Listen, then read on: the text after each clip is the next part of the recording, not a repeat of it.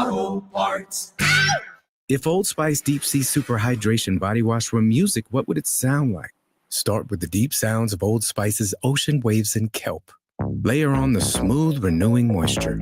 You wouldn't hear any parabens or phthalates because Old Spice Deep Sea hasn't got any. But you would hear that vitamin B3 for healthier looking skin. So while your regular body wash sounds like this, Old Spice sounds like this. Sounds like it smells amazing. Check engine or ABS light on? Take the guesswork out of your warning lights with O'Reilly Veriscan. It's free. Ask for O'Reilly Veriscan. O'Reilly Auto Parts. The KFH Studios, powered by Devon James Injury Lawyers. Call 888-8888. That's 888-8888. From the Accident Recovery Team Traffic Center, don't worry about me, I called ART. Traffic. Some heavy traffic right now in Wichita southbound on K15. It's just north of 31st Street South. Traffic update from 98.7 and 1330 KNSS. In the Accident Recovery Team Traffic Center, I'm Jed Chambers. Weather. Mostly sunny, hot, and humid today. A high of 91. Could feel like 100 degrees. We'll see isolated storms this afternoon. Partly cloudy this evening, then another chance of storms after midnight. Overnight low 71. Partly cloudy on Tuesday, high 92. A chance of storms in the afternoon. Sunshine and low 90s on Wednesday. That's your forecast from Storm Team 12. I'm meteorologist Jake Dunn. Kansas Fan Headquarters, 97.5 and 1240 KFH Wichita, KNSS HD2 Clearwater, and Odyssey Sports Station. Hey Wichita, it's Jacob Albrock. Stay right there for the latest breaking in sports talk. It's Sports Daily coming up next exclusively on 97.5 and 1240 KFH. I'm Brad Heller with NFL Network Now on the Westwood One Radio Network. New Jet safety Andre Sisco is backing his new quarterback, free agent pickup Justin Fields, believing he's poised for a breakout season in 2025. Sisco told SiriusXM NFL Radio, quote, "I'm excited for him to prove those who were doubting him wrong and those who are supporting him right, because I think he's going to have a huge year," end quote. The Jets report to training camp July 27th. Meanwhile, in Green Bay, rookie receiver Matthew Golden says he's ready to do whatever it takes to help the Packers bring home the Lombardi Trophy. Golden, Green Bay's first-round pick out of Texas, told KPRC, quote, "Just doing what the team needs me to do. That's what I did at Texas, and that's what I'm going to continue to do," end quote. Packers rookies report to camp July 18th. Veterans are set to arrive July 22nd. This has been NFL Network Now on the Westwood One Radio Network. On the battlefield, there's a saying America's military men and women live by. Never leave a fallen warrior behind, ever. Off the battlefield, Wounded Warrior Project operates with the same goal. Wounded Warrior Project was created to help our men and women returning home with the scars of war, whether those scars are physical or mental. Wounded Warrior Project. We never leave a fallen warrior behind, ever. Learn more about what we do at woundedwarriorproject.org. Attention retirement savers. A top U.S. bank predicts a 2025 recession as tariffs rattle markets. According to reports, 2025 recession risk just increased significantly. That's why thousands of hardworking Americans are turning to award-winning precious metals company, Goldco. Goldco is offering you a free 2025 gold and silver kit. Plus, you can get an unlimited instant match and bonus silver for qualified accounts. Call 855-969-GOLD. Find out how you can help diversify your savings. Tax and penalty-free today. That's 855-969-GOLD. Performance may vary. You should always consult your financial and tax professional.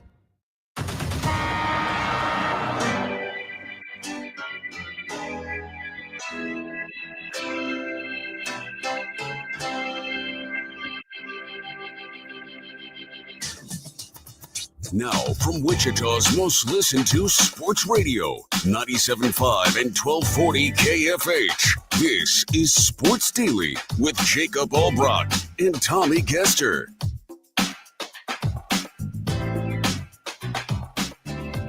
Well, hey there. Welcome in, everybody. Happy Monday to you. Hope everybody had a great 4th of July weekend. It is Jacob Albrock and Tommy Castor, and we are coming to you for the next 4 hours here on KFH. We are glad to be here with you over the air on 97.5 FM, 1240 AM. We're glad to be with you on all of our video platforms, 12 News Connected, Facebook, YouTube, X. You can get in touch with us all kinds of different ways. And of course, thanks to those of you listening to us on the Odyssey app as well. We are glad to be here with you. Max Power producing. He's got your number at 869-1240. We've got Jaylon Thompson joining us later in the show to talk Royals, our Royals Insider. Looking forward to that conversation. We will get you through the Royals All-Star announcements, what happened over the weekend, and we can look around the rest of the sports world as well. We got a little Wimbledon action happening. We're through a hot dog eating contest, and really we're kind of getting ready for the football season, aren't we? We're doing all of these things today. It's all what's on tap here for you on Sports Daily, which is brought to you by the Wichita Brewing Company, locations east, west, and historic Delano, featuring a rooftop deck. Wichita Brewing Company, it's pizza and beer made here. Tommy, I told you we were going to go in there over the holiday weekend. We did. They had a new buffalo pizza. I'm going to tell you, it was good. It was really good. Buffalo wing, buffalo chicken. Buffalo Or chicken. like They used to have buffalo one. the They animal. took it away, which made us really sad. Well, this is now like back on a limited basis. It's different than the one they used to have. It was good. Had like pepperoncinis on it. It was real good. But anyway, that's what's brewing. Brought to you by By the Wichita way, Brewing Company. I know that you're clamoring for the start of the football season. I'm not there yet. Like, I'm all locked in on baseball. I love it, and I'm ready for the All-Star break. I'm ready for the All-Star game. Ready for the trade deadline. I haven't even thought about NFL football yet. I know you're like ready, like chomping at the bit to get there. Talk to me next week when that All-Star break hits and there's no games on. I will, but as of right now, I'm all you got into one Major League more Baseball. week of that. Listen, I love baseball. I'm watching baseball every night, but I'm still now starting to itch for football a little bit, like at the very, very beginning stages of it. But you'll be there next week. We'll be sitting in the All-Star break, and you'll be like, well, now what? It's a Monday or a Tuesday, and it's like, where's baseball? What's going on here? And then we'll have the home run derby, and then we'll have the game, and then we'll have those terrible days afterward where there's nothing, and you're like, oh, all right, football. But we'll start getting you ready. Listen, whether you're ready for football or not, it's Big 12 Media Day this week. It's here. Big 12 Media Day is this week. So we will be checking in a lot. There'll be a lot of college football storylines, I'm sure, bleeding out of Big 12 Media Day. And here we go. But yeah, it's baseball season. It was a good Royals week. Let's call it a good Royals week last week. Tommy, when we left everybody, which would have been Thursday, right? They went ahead and won 3 out of the 4 games since we've been on the air. And they lost a game in the wild card standings. So here we go. Like, this is the sort of challenge that we're going to have. Like, with that many teams in the wild card race, it's almost like there's no sense in even looking at it at this point. I mean, there is, because you have to, but it really is going to just be, can the Royals do what the Blue Jays are doing right now? Can they just rattle some off? And I think the answer to that is yes. They had a nice week. They played all their games on the road, including against Seattle. They got that split. They won the next series. That's a successful week, I think. It's just, is that going to be enough? Maybe if they did that over the next 3 months, but it's going to be tough. It's going to be tough, but a nice week. Don't want to take anything away from it. It was nice to see them get back and score some runs in a lot of these games and just have a nice week. Yeah, I mean, you keep saying a nice week. It was a fine week. I mean, they were 4-3. It's a winning record on the road. So yeah, you'll take that. You'll walk away from it. But it's hard to come back home after that road trip and know that you didn't gain any ground on Seattle, and you had an opportunity to. You had an opportunity to cut into that deficit in the wild card a little bit. And you ultimately split the series on the road against the Mariners. So, okay, the Mariners are a good team, but you really had a prime opportunity there to at least gain a little bit of ground. You do take 2 of 3 from the Diamondbacks on the road. So I think that's important, because the Diamondbacks are, while they've got injuries, they are a good baseball team. I think there are some takeaways from this road trip that you can look at as they come back home and as we get into the All-Star break a week from now.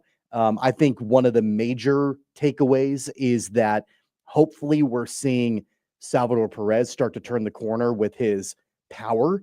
We saw him hit a mammoth home run yesterday. I liked the fire that he had, exchanged some words around the base paths with Ketel Marte after Salvi got plunked in the second inning. Didn't really like that. And that's one thing I think the Royals have lacked a little bit of this year is a little bit of fire in their belly. Juice. And we saw that yesterday from Salvador Perez. It starts with the captain. Yeah. On some teams, it starts with the manager. But Matt Quatrero, that's not really his disposition. We don't see him yelling and screaming all the time, nor should we.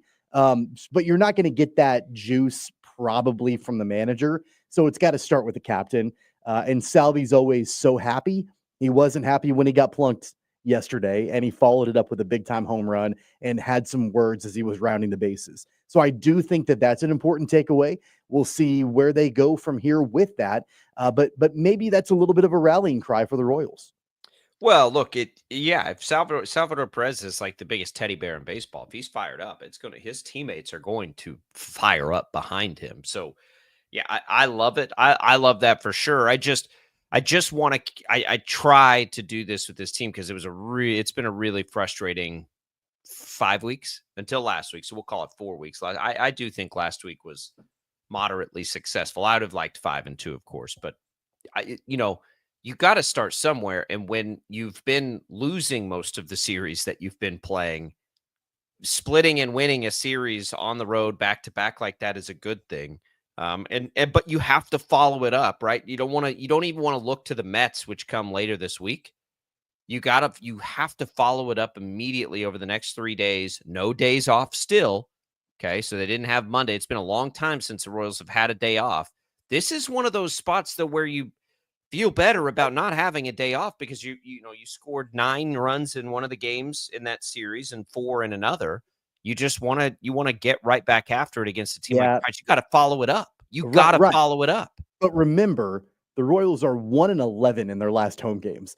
So that's what gives me a little bit of pause. Like I want to pump the brakes a little bit before we go back to this homestand. I don't want to pump the brakes because if they can't follow up a good week with at least at minimum a series win and hopefully a sweep against the Pirates, then it's all for naught, right? Like it doesn't matter. That's what I mean, pumping the brakes. Like I want to pump the brakes on all right, they had a as you put it, moderately successful road trip, and hey, now they're back at home and they're back. They've been horrible at home. They've been awful at home over the last month. So this has got to be the homestand that they turn the corner and they're able to actually play well at home. So I don't think it's like hey, let's follow up a great road trip or a good road trip with more success at home. It's more like, okay, guys, we know we can get it done on the road. Something is plaguing us at Kauffman. We have to fix that going into this homestand. And you're taking on a Pirates team that you should be able to have some success against. And I'll tell you why it's a little bit dangerous for them too against that particular team. When we come back, because we got to take a break right now. We got Royals talk. We got Jaylon Thompson coming as well, but we'll get you through the weekend, some all-star nods, and we'll look around the rest of the sports world as well. It's Sports Daily, Albrecht and Caster. Don't go away.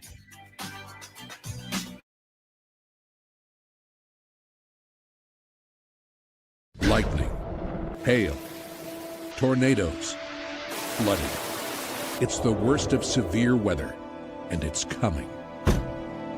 Spring brings warmer temperatures, but also dangerous weather conditions. Stay up to date day or night with the Storm Team 12 weather app. You'll get accurate forecasts, so you can plan ahead and stay safe, no matter the weather. Download the Storm Team 12 weather app, brought to you by Stutzman's Greenhouse. The future of television has arrived. Next Gen TV is here with stunning video, movie theater quality sound, enhanced voice clarity, and interactive features, all upgradable for the future. Learn more at watchnextgentv.com. Sometimes people tell us, I don't get it, it's just tea. But let me tell you, we are so much more than just tea. With 20 plus flavors of sweet and unsweet iced tea, the possibilities are endless. Come on in and try them all for free to find your favorite or get us on the go for your busy lifestyle. And don't miss happy hour every day. So the next time someone tells you it's just tea, tell them to come by and find out why we say drink tea, be happy. They're not just the canvas of our imagination. They tell a story, clouds affect the events of your day. Sometimes they growl, sometimes they inspire, but they're always the messengers of nature's mood written in the sky. Storm Team 12 understands the language of clouds. We're dedicated to decoding their message so you know what to expect. Behind every cloud, there is a story waiting to be told. Trust Ross Jansen and Storm Team 12, alerting you first to the impact on your life. Jim Rome here, lighting up your afternoons on The Jim Rome Show. Catch me starting at 2 on Wichita's #1 sports radio, Kansas Fan Headquarters, 97.5 and 1240 KFH.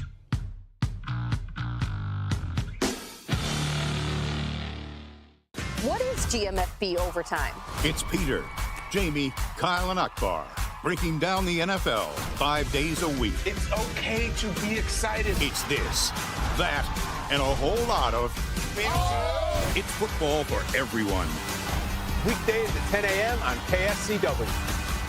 Odyssey is one of the most influential audio and entertainment brands in the nation. You already know Odyssey's iconic local radio brands in Wichita. But did you know Odyssey has the country's best collection of music, news, and sports brands? Odyssey is also a premium podcast creator, major event producer, and digital innovator. Odyssey brings people together across the country and right here in Wichita. Odyssey also delivers meaningful radio and digital audio results. Find out our story and impact at odysseyinc.com/Wichita. Make yourself known now. 831001 in traffic pursuit. Oh my God, here. Investigate TV Plus begins with real people. We investigate stories that impact you and inspire change every day. Something is broken. Real problems. Why are they hiding it? And real solutions. My daughter was dying in front of me. What was your reaction when he said that? Investigate TV Plus, weekdays at 3:30 p.m. on KWCH.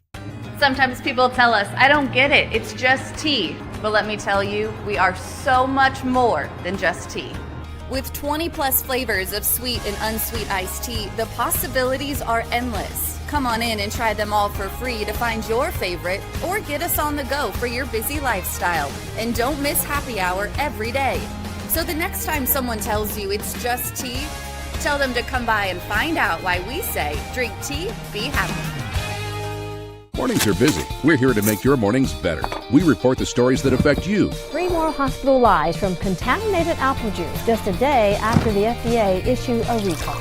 We're here to make your mornings better. Closing east and westbound lanes of K96 for repairs. With 12 News, you're prepared for your whole day. Scattered thunderstorms across the state into the afternoon. Stay a step ahead with 12 News this morning on KWCH and KSCW.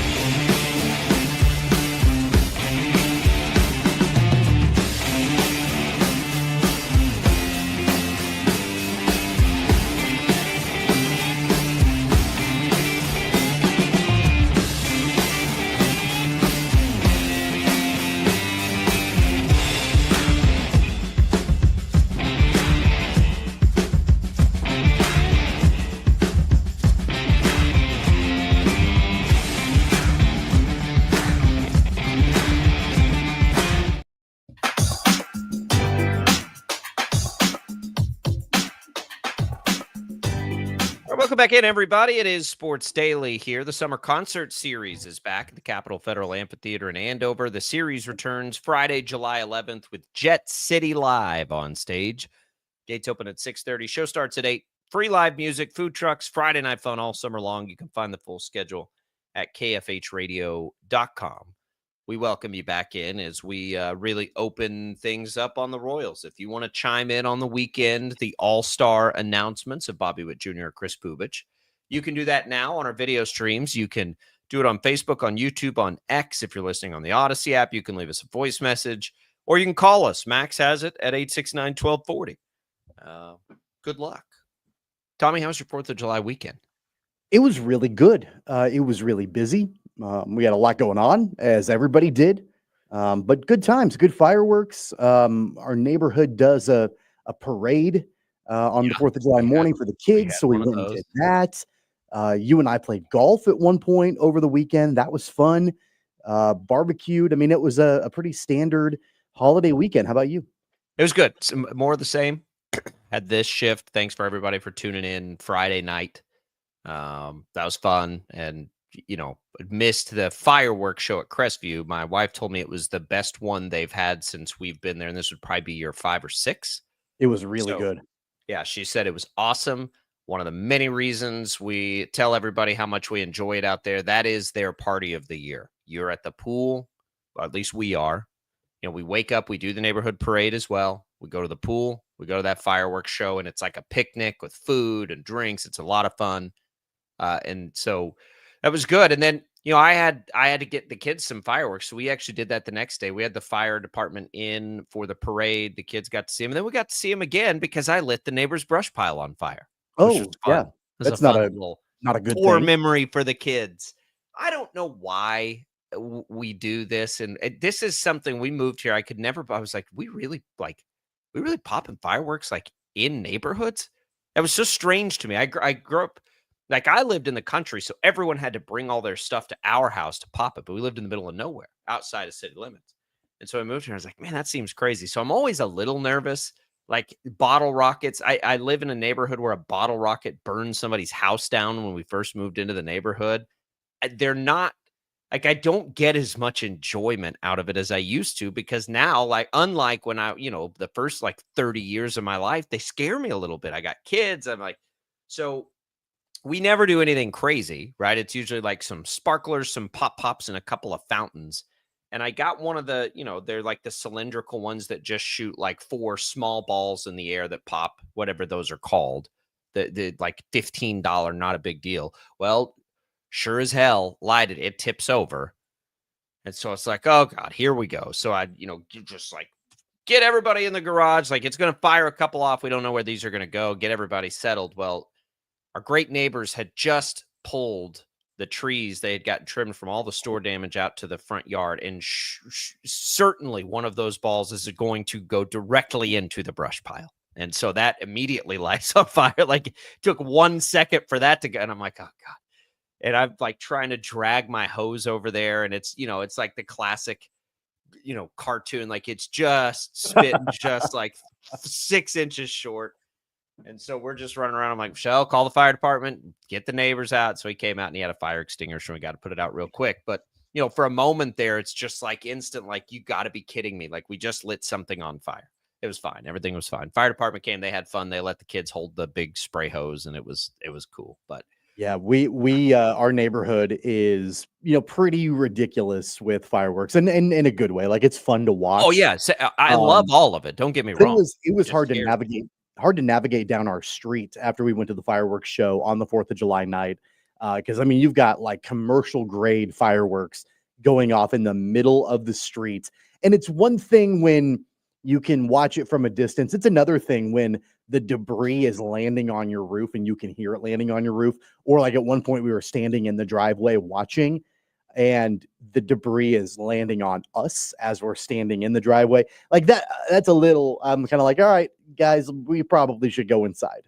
It's a little much for me at this point. It's different. Kids, kids change things for you. I listen, I was like Mr. Pyro, like with those growing up, like, yeah, let's shoot Roman candles at each other. Why wouldn't we do that? That sounds awesome.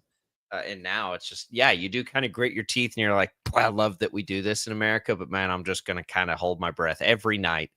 It's one of the two, like if it wasn't on a Friday, like if it was like a random Tuesday night, 4th of July, you'd probably get less days of it. But 4 solid 1 till 1 a.m. days, Thursday, Friday, Saturday, Sunday. And I was hearing them last night too. And I'm like, okay, I wonder if we're done. Like at this point, like, it too, they're like, okay, and you have to stop on a certain day. Yeah. What are you gonna? How are you gonna police that? But number one, like, what are you gonna do? So, hope everybody had fun. Hope everybody stayed safe. But that was our little adventure at the end. But otherwise, it was a great 4th of July weekend. And again, Crestview Country Club, of course, the sponsor of this program. It's a great place. One of the great things. All the people. I'm always stunned at how many people we know out there and how many great friends we've made out there. So give them a call if you're ever interested in that, and check out what we're always talking about. All right, let's talk Royals, Tommy. I think it was probably a bit more promising week, it sounds like, than you do, just because they won more games than they lost. And it's been a long time since you could say that. They just have had such a stretch here. The ultimate and the pressing question becomes, is it going to be enough fast enough to sort of salvage the season? Because if it's not by the end of this month, you almost not trade some assets, right? Because it'll be too lucrative a seller's market. So for me, I still selfishly want this team to be in the mix at the end. So it's like, yeah, I want them to get hot like right now. If they get hot in August, it's going to be a very different scenario than if they get hot right now, because they may trade a bunch of players. And who knows which players those are ultimately. We can get into that later in the show again as we just continue to look at it. But winning 4 out of 7, we got to take that for now. It's not going to be good enough. They can't just win 4 out of every 4. They can't go 4-3 every week the rest of the way. It won't be enough, probably. So they are going to still have to get hot, but you got to start somewhere. And I thought the offense, even though it wasn't still like the most consistent, showed a little more juice than it had been basically in the entire month of June. Yeah, I mean, they showed more power for sure. I mean, they put up 4 runs yesterday on the backs of Bobby Witt Jr. and Salvador Perez hitting home runs. And then I thought it was important that in the opening game of that series, they put up 9. We're seeing flashes in the pan where they can get runs across the board. They just haven't been able to do it consistently. And that's been the missing link, the missing key this entire season, is that they've not been able to follow up good offensive performances with other good offensive performances. And so that's got to be the key factor as we get into this homestand this week. I think the other really important takeaway that I recognized over the weekend is that the Royals have to have in their rotation either Michael Wacha pitch well or Michael Lorenzen pitch well every time through the rotation. One of those two guys has to pitch well. And recently, it's not been Michael Wacha. He has been terrible recently. But the good thing, Michael Lorenzen has been pretty good. He was actually really good yesterday pitching those shutout innings. Best start of the year. Absolutely. And so when you don't have Cole Reagans in the rotation, and obviously Noah Cameron is on a shorter leash, you've got to have either Wacha or Lorenzen, ideally both of them. But if you have to choose one of them, that has to pitch well and have a quality start every single time through the rotation. And that's going to be the biggest reason, I think, if we're looking at this homestand, especially right away, if the Royals will have success in it or not, is how do those two guys pitch on the back end of their rotation? So Wacha has had 2 bad starts in a row. I'm with you. Probably just something to pay attention to a little bit, but that's not unlike him, at least in his history ever, or really with the Royals. So hopefully that's, temporary. I'm with you on that. Here's the problem with Pittsburgh, and it was great to see. I think Lorenzen, too, has been a little deceiving. Just you brought that up. Lorenzen, outside usually of like 1 inning, has been really good. It's just when is his hook coming, I think becomes pretty critical, because he grooves until he hits that spot. And it comes lightning fast when it comes. Like I joke, like he'll go 4 scoreless, come out in the 5th and give up 4 straight doubles. And you're like, whoa, what just happened? So I think he's a weird one, because I wouldn't say he looks terrible. Even in the ones where he's given up some runs, he just finds that trouble spot and he hadn't been able to navigate it. I think they can work with that. But yeah, they need to get they're going to have to pitch. Like they're not. This worst offense in baseball through the first half of the season isn't going to all of a sudden become the best offense in baseball. That's not going to happen. It's like, can you get to the middle of the pack? That seems still ambitious. So pitching's still going to have to be a part of anything that they do down the stretch. I'm with you there. The problem with the Pirates is, to your point about Lorenzen, very quickly, the first time through the lineup, he's got a 2.36 ERA this season. The second time through the lineup, his ERA is 5.91. And if he makes it through the third time through the lineup, the ERA is 6.85. So, I mean, he starts off phenomenal, but then throughout the season, it's gotten significantly worse the second and third time through the lineup. They can work with that, though. Like that, you can work with that. if he can get you 4 or 5 innings, maybe, or on a gem like he had against the Diamondbacks. But you just have to, you got to learn his tells, or maybe he does and can help them through it. But that's a simple way to look at it. Yeah. I hadn't looked at that stat. That's a good one. The problem that it's not a problem. It's the Pirates. The Pirates aren't very good. You need to beat the Pirates. The Pirates are one of the teams right now that is right there with the Royals as the worst in base. They have scored more than the Royals, but not by much. But like the Royals, they can pitch. Okay, so the Pirates aren't very good because they've struggled offensively, but they can pitch. Here's the good news. They missed Paul Skeens. He got moved up to yesterday. Good for my fantasy team. He got moved up to yesterday. So the Royals don't have to face Skeens, but the Pirates, all of them are pretty respectable pitchers. So that is a thing to watch in this series. If the thing that the Royals have struggled with is scoring runs at home, they're about to play one of the better starting rotations, believe it or not, as bad as the Pirates have been in baseball. So I wouldn't expect them to come like beat up on the Pirates, but you'll take wins right now any way you can get them.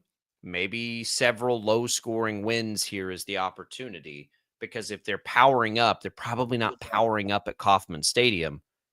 We'll see how this goes. This is a pretty interesting series. The Royals, from memory, and I haven't looked this up, and it's something you can look up.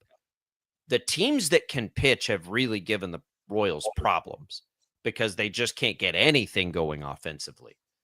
They've been able to tamp down teams with good offenses, but when they play good pitching, man, they have a hard time.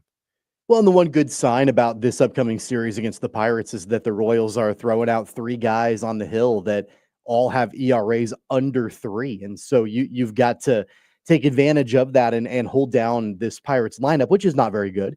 And really the Pirates, when they've had their limited success this season, has been on the backs of their pitching and specifically Paul Skeens. And so the fact that you miss him and the fact that you're throwing Cameron, Lugo, and Bubic in these 3 games, Cameron, Lugo, and Bubic in these 3 games, you've got to take advantage of that for sure. And the fact that they've all got their ERAs pretty low. And I'm curious to know in tonight's game, especially, what kind of leash is Noah Cameron going to be on? Probably against that team, a longer one, unless they're worried about innings, and I don't think they are.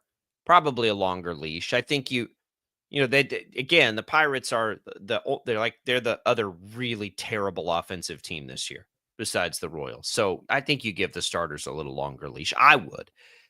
Cameron's the interesting one, of course, because which Noah Cameron is it, right? Is he coming back down to earth, or is he not coming back down to earth? And this is, something that he's going to be. He didn't give up any. So he had a great start in his last one, but they only let him go 4 2/3, Tommy. So probably it's not going to be. I mean, he hadn't had a start he hadn't completed 6 innings since June 5th in his last 5 starts. So I don't know what would change out of that. I don't know if there's some innings restrictions baked into that. There probably is. We've wondered about that all year, but we're seeing it across baseball now. There are good either starters coming off of injury or good young starters that are beginning to be like their teams are using this time of year to sort of limit them a little bit. I wonder if there's some of that with Noah Cameron. But yeah, he's had I'm going to call them rough starts. Half of his last 4 have been pretty good. Half have been pretty bad. Well, his last 5, I should say. His last time out, though, was good. I think he'll be good. I think he'll be pretty good tonight. And I'd let him try to get into the 5th inning before, if I'm Quatraro, before I'm ready to do anything. Hopefully he can do that. He's an interesting guy, man. He is as fascinating a player for their short and long term as any player, because is this real or not?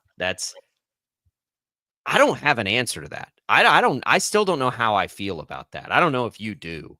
The numbers don't lie. The numbers have been really good, but he doesn't strike people out. Like a lot of the things that usually translate don't. But he feels like he can be a crafty big leaguer.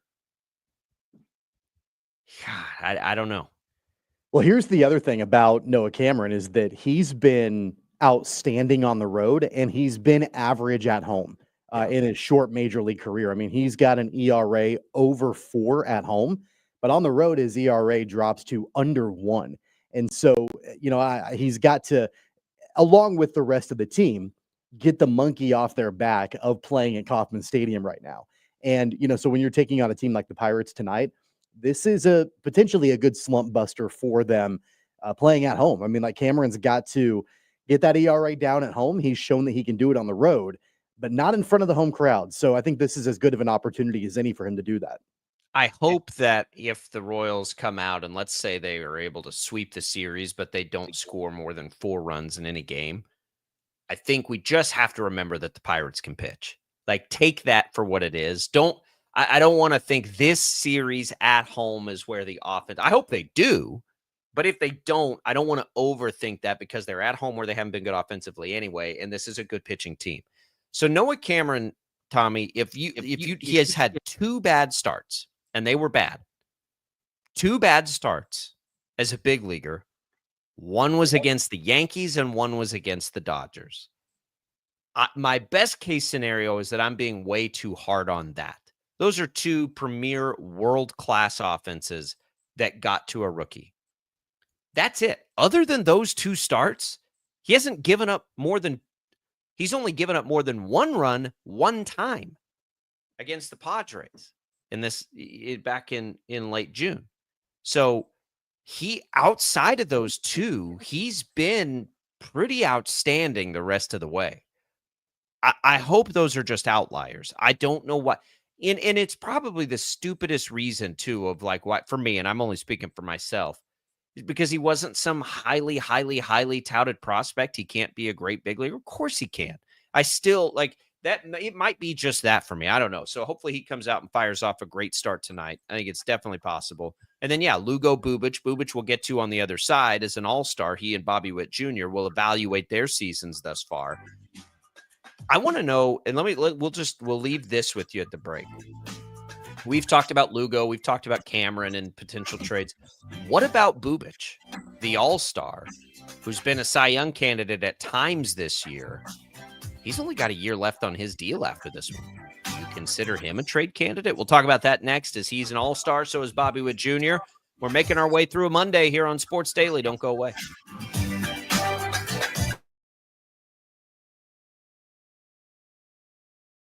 Lightning, hail, tornadoes, flooding. It's the worst of severe weather, and it's coming. Spring brings warmer temperatures, but also dangerous weather conditions. Stay up to date day or night with the Storm Team 12 weather app. You'll get accurate forecasts, so you can plan ahead and stay safe, no matter the weather. Download the Storm Team 12 weather app, brought to you by Stutzman's Greenhouse. The future of television has arrived. Next Gen TV is here with stunning video, movie theater quality sound, enhanced voice clarity, and interactive features, all upgradable for the future. Learn more at watchnextgentv.com.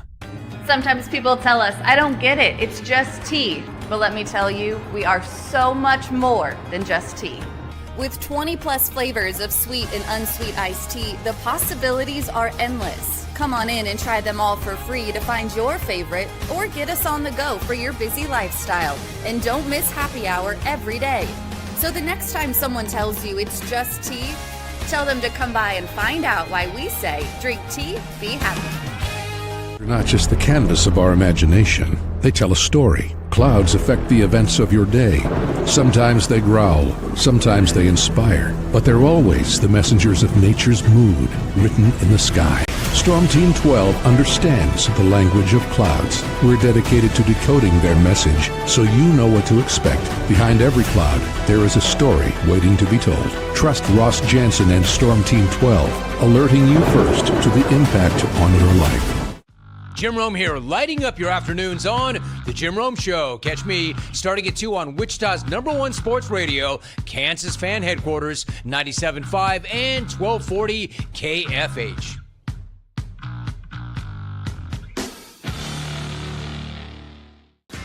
GMFB Overtime? It's Peter, Jamie, Kyle, and Akbar breaking down the NFL 5 days a week. It's okay to be excited. It's this, that, and a whole lot of It's football for everyone.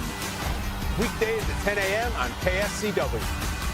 Odyssey is one of the most influential audio and entertainment brands in the nation. You already know Odyssey's iconic local radio brands in Wichita. But did you know Odyssey has the country's best collection of music, news, and sports brands? Odyssey is also a premium podcast creator, major event producer, and digital innovator. Odyssey brings people together across the country and right here in Wichita. Odyssey also delivers meaningful radio and digital audio results. Find out our story and impact at odysseyinc.com/Wichita.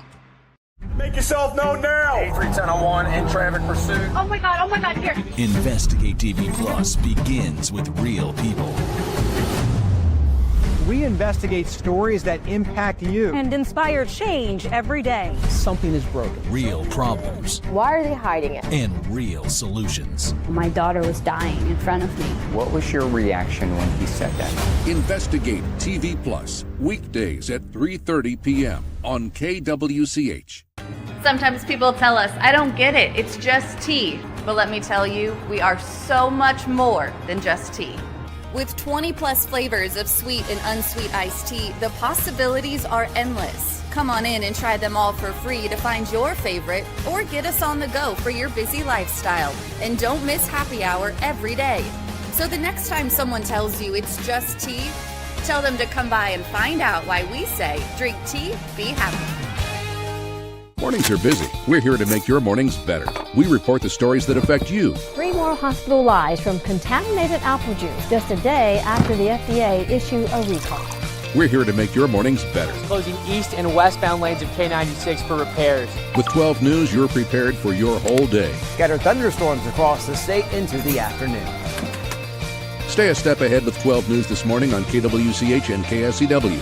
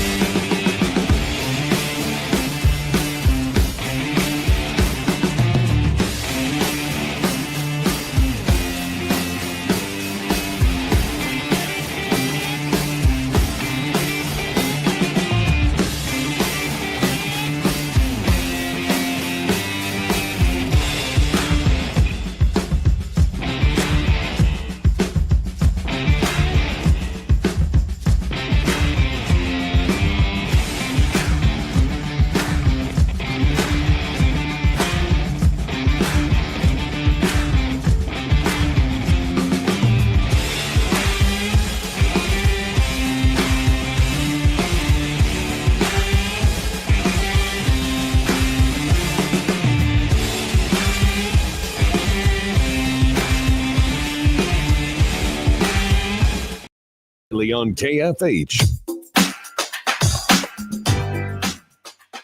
right, welcome back in, everybody. It is Sports Daily. Glad to be here with you. Glad to have Prairie Fire Coffee brewed up and ready to go all across the Odyssey studios. Got to tell you, the shift from 9 p.m. to 1 a.m. 1 a.m. is not in the cards very often for me.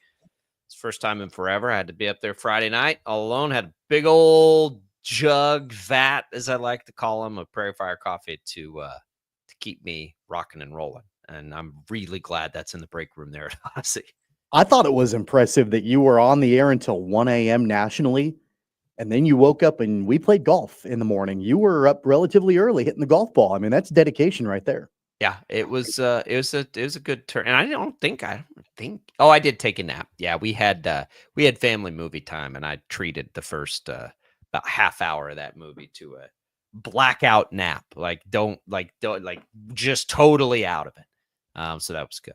That was good. All right, we got 2 all-stars here for the Royals, Bobby Witt Jr. and Noah Cameron. No surprises there, right? Bobby Witt Jr. has been he's been good. He's had a good year.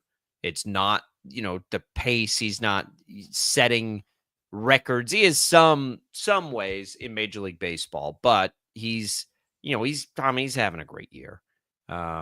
The power, will he get to 30 home runs this year? I think he could. Will he get to 100 RBI? He's going to have to turn it up power-wise, but he's stealing bases. He's getting on base. His batting average is high, and he should be, if healthy, an all-star almost every year of the prime of his career. So no surprises there. He deserves it. He's been great. Kris Bubic, look, you were as optimistic as anybody I'd heard on Kris Bubic as a starter. I liked the idea of it. I worried about the implications to the bullpen, but we've seen Bubic have flashes as a starter, so I'm good with it too. But I don't think any of us saw him putting together an all-star caliber season. I mean, what he's done has been one. He and Maikel Garcia have been of the positive surprises, even more so to me than Noah Cameron. These guys have been lights out. Boop just rocking with a 2.36 ERA. He's getting deep into games. He's striking guys out at a decent clip. He's been fantastic. He's been awesome, and I'm glad to see him be an all-star. Yeah, I mean, to be fair, it wasn't that I was really high on Kris Bubic. It's that I knew that J.J. Picollo and Matt Quatrero were high on him as a starter. They said that at the tail end of last season when Bubic was pitching out of the pen and the offseason began. And Picollo was pretty clear. I remember it was right after the season ended, pretty clear that Bubic was going to be a starter and they were going to move him back into the rotation, because I remember the conversation at the time was, how are the Royals going to fit all these pitchers in the starting rotation if Kris Bubic is coming back? And then obviously they trade away Brady Singer and all of that. But they were very adamant that he was going to be a starter, and they felt like he was going to be a very successful starter. That was interesting because if you remember, Bubic was really successful out of the pen last year. When they brought him back from that injury and they were working him back slowly, he pitched really well out of the bullpen. And so you were, in theory, moving an arm that had been kind of a key part of a bullpen that wasn't very good last year, moving him back into the rotation. And how do you fill those holes and all of that? And it's worked out extremely well. Like you mentioned, his ERA at 2.36 and the fact that he's been probably the most steady starter on this entire team from start to finish, until now. I think it's well-deserved that he's an all-star. He hasn't gotten the run support that he's needed. If he got better run support, his record wouldn't be 6-5. It'd be a lot better than that. But the ERA is phenomenal, and what he's been able to do in stabilizing this team every fifth day, I think, is extremely important. And I don't think that can be overstated. No, it can't be. I love the idea of it. My concern wasn't that Bubic could handle it. It was what are they going to do in the bullpen? Because Bubic was so critical late in games for them last year. And of course they went and they got Estevez and got a lot better there. But it's not Seth Lugo. I mean, you don't even have to look that far to see guys that have done it. I remember for the Rangers did this with two guys in their 2 years in 2010 and 11. Alexi Agondo, who nobody probably remembers, did it very successfully. And CJ Wilson, who people probably will remember because he turned it into a big contract and all these things. Both of those guys were bullpen guys. And in back-to-back World Series runs, they converted them back to starting pitchers. So I love the idea. And then, of course, Seth Lugo is the more recent example that's right in our faces collectively for the Royals. So, yeah, it's do it. This guy, and the other thing about Bubic, most of these pitchers started as starting pitchers, right? You don't come up as a reliever. So, yeah, you can know how to do it. He just had some injury issues, but he's flashed in the past. So this is great. My question with him becomes to you, Tommy, and I put this out there right before. If we're looking at serious trade candidates for the Royals, is Bubic one of them? We've talked about the idea of Noah Cameron and a trade for a guy like Jarren Duran of the Red Sox. That was floated around for a little bit. Seth Lugo's obvious because his contract's up. Bubic only has one more year of control after this one.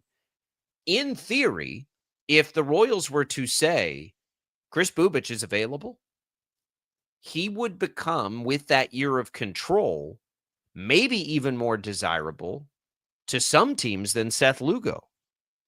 Now, is there a world where the Royals, if they want to be good next year, could trade both of those guys? That's where it gets a little bit dicier. But, man, depending on what's coming back in the return and if Reagans comes back healthy, look, they could start a rotation with Reagans, Waka, and Cameron next year and be probably okay. I wonder, it's going to be something really to watch here because he does only have a year of control left. And if he does what this year, next year, he will price himself out of the Royals, most likely. I would love, ideally, for the Royals to be able to sign Bubic to an extension. I think that's unlikely. Me too, but he's going to be expensive, man. Yeah, I think it's unlikely with what he's shown this season. Had he had a mediocre season up to this point, I think it probably would have been a lot more likely. And really, I think that's kind of where a lot of people probably slotted him into, like a mid-rotation type guy, your third or fourth starter. He's been their ace. He's been, I mean, really with Reagan's on the shelf. And Lugo's been really good, but Bubic has been the pleasant surprise in the rotation. I would have loved to be able to afford to sign him to an extension because it's funny. He's been around for a long time. Like, I think you think of him as like this grizzly veteran. He's not. He's what, 25, 26?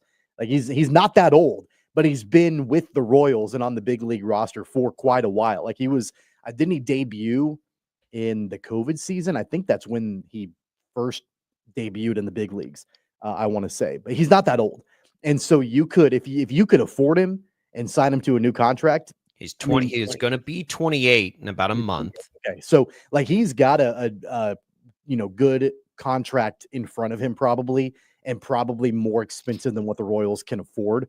So yeah, I mean, I think if you can use him as trade bait to get a return, I do think that that's intriguing. At the same time, though, if the Royals feel like their competitive window is really solid this year and next year, then maybe you keep him into next season. You see if he can replicate what he's done in the first half next year, and then potentially trade him at the deadline this year. I mean, look, they're going to be competitive next year. It's like, is it competitive like this year? He and Lugo. I would actually argue a little bit with you that Lugo's been better this year. I do think Lugo has been better this year, but it's so close. Like they are neck and neck in almost every category. Bubic has him by a little bit in WAR. I just think Lugo has been less hittable, but it's not by much. We're talking razor thin margins. They're basically the same player this year. I say that only because Lugo didn't get an all-star nod, and maybe he should have, but who should have, if we're talking about snubs, who should have gotten an all-star nod is Michael Garcia. And Garcia and Estevez. Is Estevez leading the AL in saves? It's close. He was for a long time. Let me check that. 3. Now, I also wouldn't say he's the most electric lights out, but in a silly stat like saves where we're it's not totally silly, but when we're just kind of looking at those things that usually get guys an all-star nod. Oh, I gotta have to find that one. It shouldn't be that hard to find. There we go. He's tied now. Okay. Well, no, he's tied with Hader, so it's one other in the American League. Let me just check their whips. He's not as good. I mean, his whips 105, so it's as good as Hoffman it's not as good as Hader for the Astros. He's been the top dude. Munoz for Seattle's probably been a little bit better. So okay, fine. But when we're taking relief pitchers, Estevez he's got 25 saves or 24 saves and a 2.13 ERA. Like he should probably be an all-star. He should.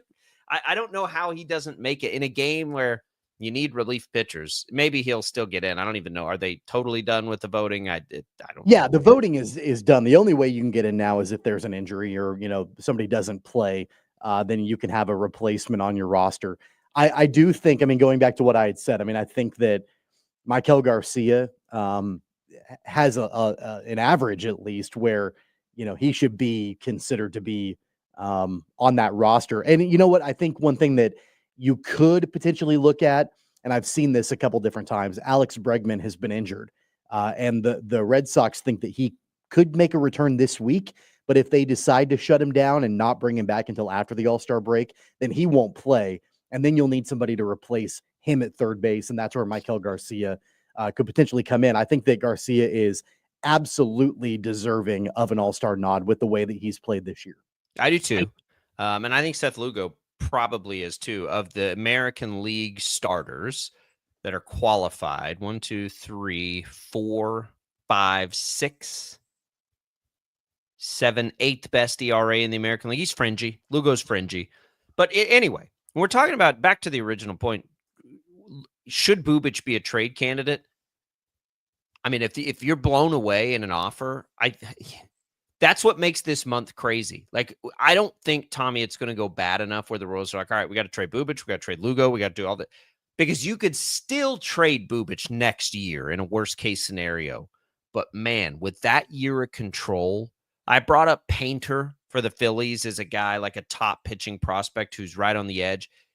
If you're the Phillies, could you trade a guy like him if Bubic is involved and you get an extra year of control? I think it's at least worth listening if you're Piccolo. I'm with you. Best case scenario, you could sign him to some sort of extension. I just don't like, at what cost? Do you think the Royals need to be in the business of a $25 million a year starting pitcher? Because I don't think they can. I mean, maybe they can, but that seems out of range to me. And that's probably what he'll command. That's probably what Lugo will command at a much older age. Bubic might command that, but over 7 years, if he really hit the market like that. What would the Dodgers pay Chris Bubic right now with what they've struggled with? A 28-year-old. They would back up the Brinks truck. You know if what they I'm could saying? get Like, so Bubic. I think you got to listen. I think you got to at least listen on that stuff if you're the Royals. Or you come win a boatload of games in the month of July and we stop having these conversations. That's the other one. One more thing about Michael Garcia not getting an all-star nod, and this is from an article from Jaylon Thompson. There are 11 everyday players in Major League Baseball that are batting 300 or above, and Michael Garcia is one of them. And he didn't get baseball, not just the American League. We'll talk to Jaylon about that. Jaylon Thompson joins us in the next hour. When we come back, we'll look elsewhere around the sports world. Don't go away.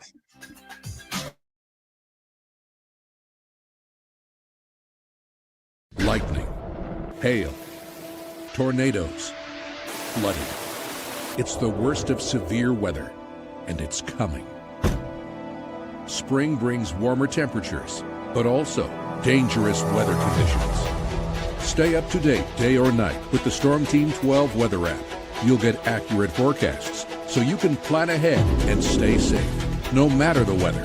Download the Storm Team 12 weather app, brought to you by Stutzman's Greenhouse. The future of television has arrived.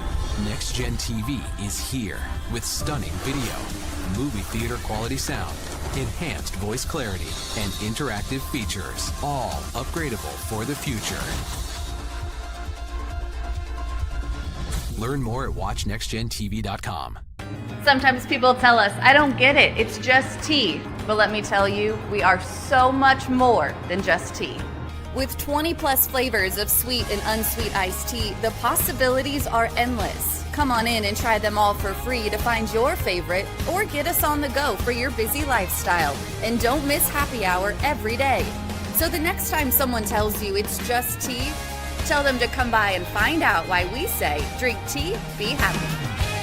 They're not just the canvas of our imagination. They tell a story. Clouds affect the events of your day.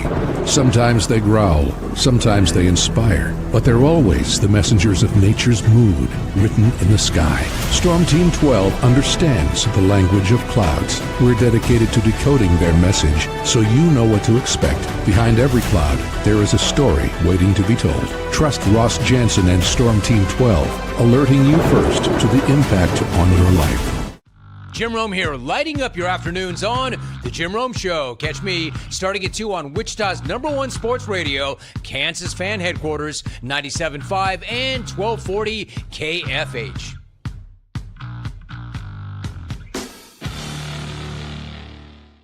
What is GMFB Overtime? It's Peter, Jamie, Kyle, and Akbar breaking down the NFL 5 days a week. It's okay to be excited. It's this, that, and a whole lot of fantasy. It's football for everyone. Weekdays at 10 a.m. on KSCW.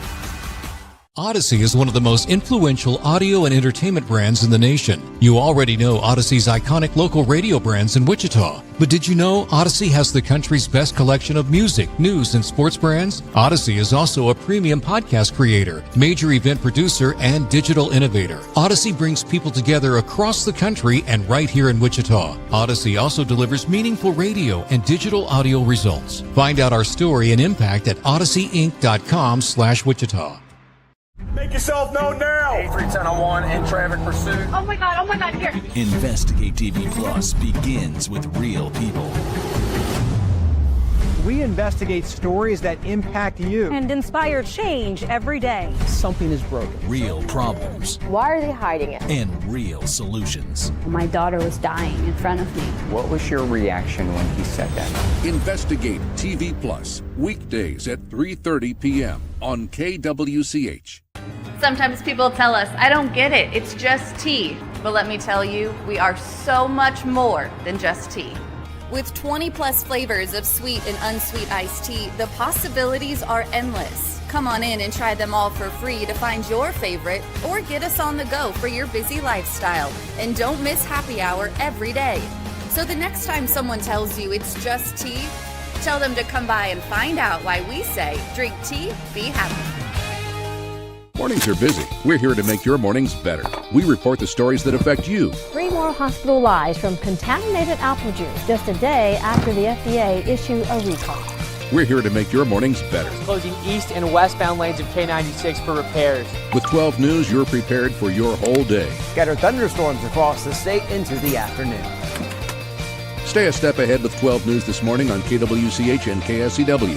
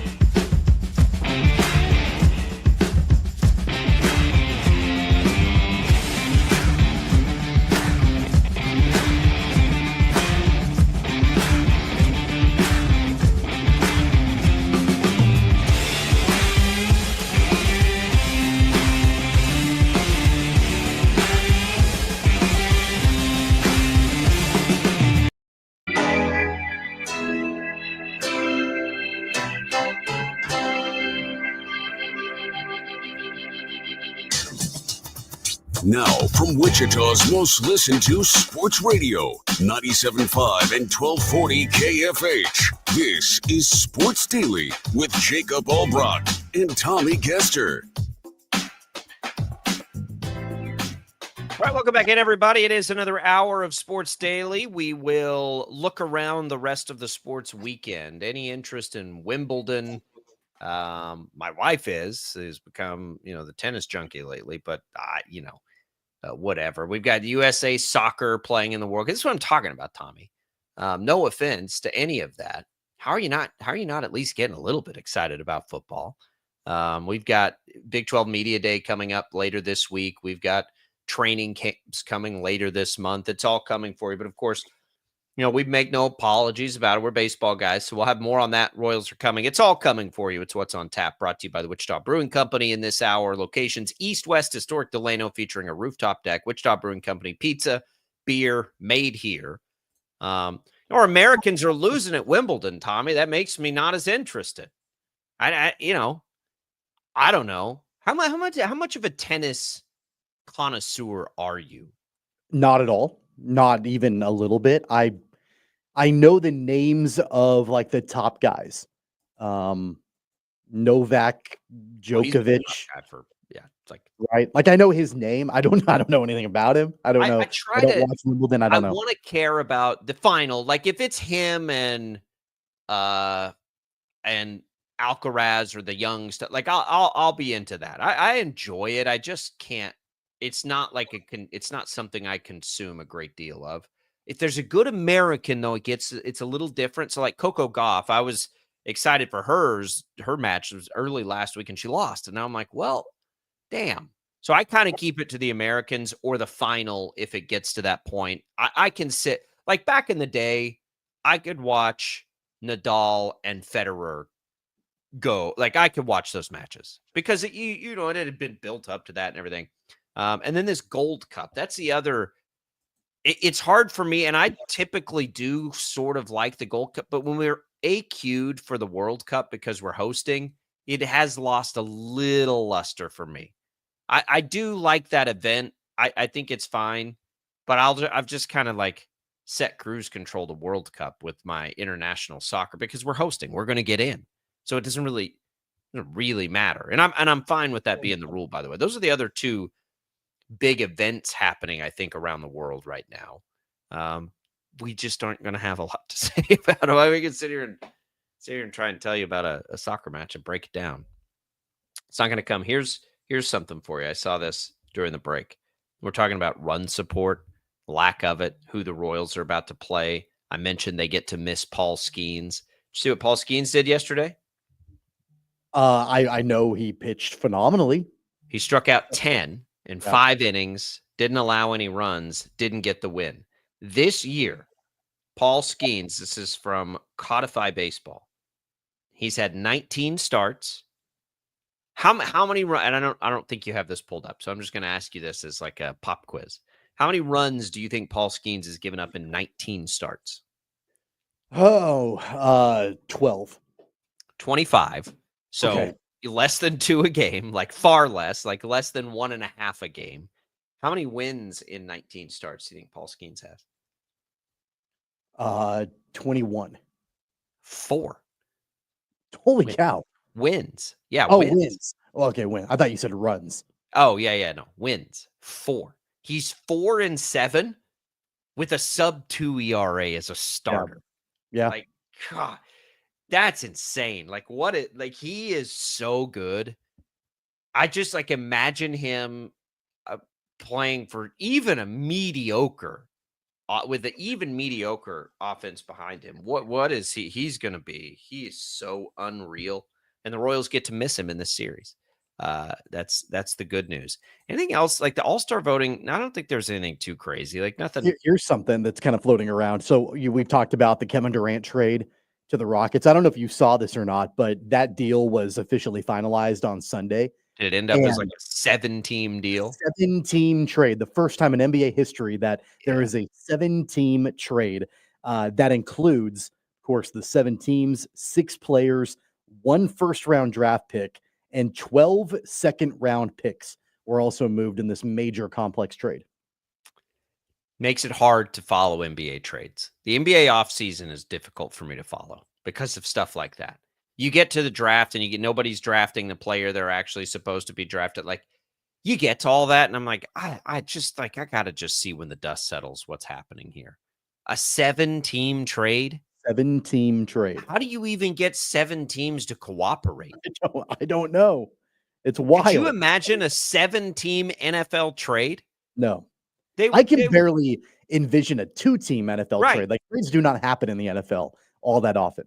How do they get 7 teams on the phone together to agree to the parameters of making a deal like that?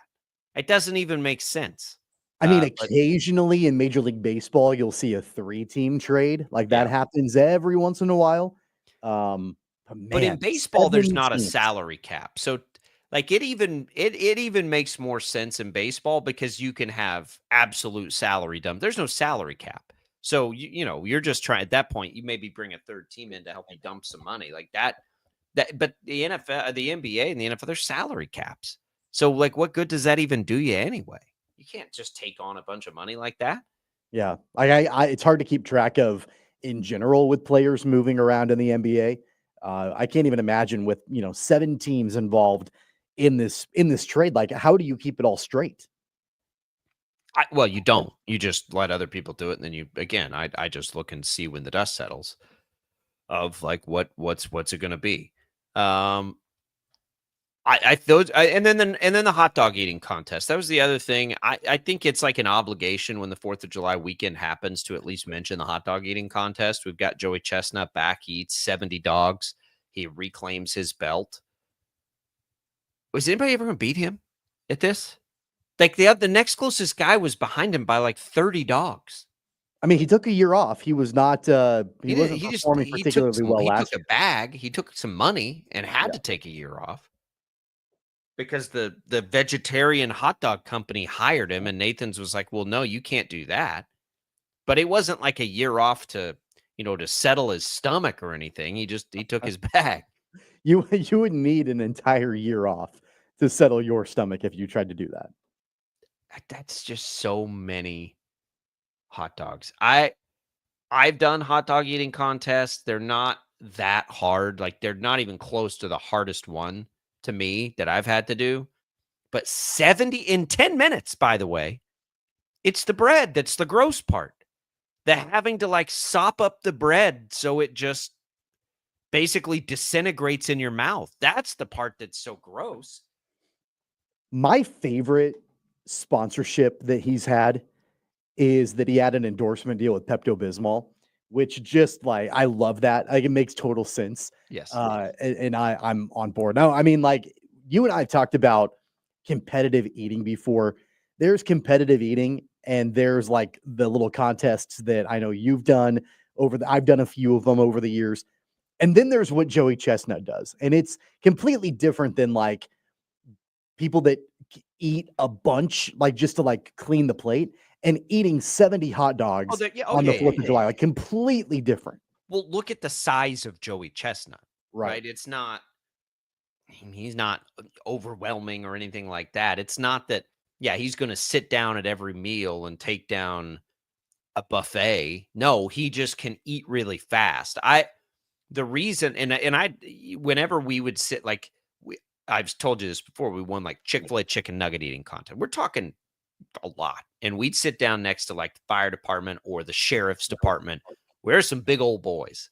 And it was like me and a couple other but we could eat, right? You can eat fast. Like, you can eat. And we took them down and nobody could believe. I'm like, guys, it's a speed contest. It's not my stomach can fit as much as this guy's stomach can fit. No, it's like how quick can you eat this and take it down? And that's what it is on that. That's why I like the hot dog eating contest, by the way. That takes a lot more skill than just how many hot dogs can you eat in an hour? No, like, that would be a different scenario, I think. Did you know, by the way, that I'm learning a bunch by reading about Joey Chestnut. There's actually like a professional league that oversees all these competitions called Major League Eating. I did. Which I freaking love. Like, that's great. And then I also didn't know that, the food that Joey Chestnut ate to break onto the competitive food eating scene? You know what got him notoriety from day one? It wasn't hot dogs. I don't think you're going to guess it, so I might as well just tell you. He broke onto the scene in 2005 in the deep fried asparagus eating championship. And he ate more deep fried asparagus than anybody else. And that's what got him onto the competitive eating scene. If that was your thing, if you were like the Guinness World Record holder of eating deep fried asparagus, how often would you let people know about that? I would wear a button on my shirt often, that tells right? people. All and the time. I like asparagus. I'm one of the few people I actually like it. I don't know if I've ever had deep fried asparagus before. That sounds actually really good. Like, it's probably like fried okra. Yeah, it's probably like chopped up. It's probably fried okra. Yeah, I'd tell everybody I knew about that. Every time I got that, people wouldn't like that because you'd hear about it too much. All right, we'll come back. We'll continue the conversations. Jaylon Thompson later this hour. More on the Royals. Don't go away. It's Sports Daily.